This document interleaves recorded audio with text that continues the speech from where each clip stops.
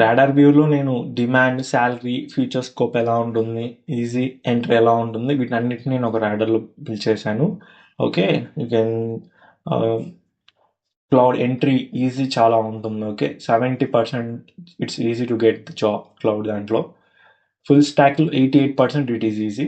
But ఏఎంఎల్లో మీరు job తెచ్చుకోవాలంటే 55%, అంటే it at 50 chances.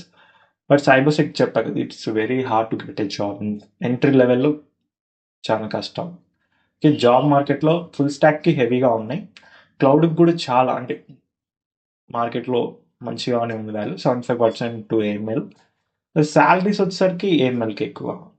Okay, career progression ఎలా ఉంటుందో చూడండి.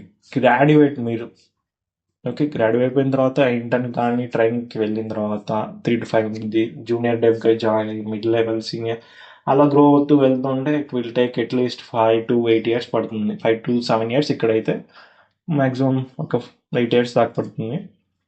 ఇది వచ్చేసరికి సీనియర్ ఇంజనీర్గా మీరు స్టార్ట్ చేస్తే, అంటే లైక్ ఫ్రెషర్గా స్టార్ట్ చేసి సీనియర్ వరకు వెళ్తే, అండ్ డేటా సైన్స్ ట్రాక్ ఇది. ఓకే, డేటా సైంటిస్ట్ అంటే ఫస్ట్ డేటా అనలిస్ట్గా ట్రై చేయాలి, తర్వాత data scientist, ML engineer, A researcher, chief A officer this. Okay, నేను ఆల్రెడీ వీటన్నిటి గురించి చెప్పేశాను, జాబ్ రోల్స్ మార్కెట్లో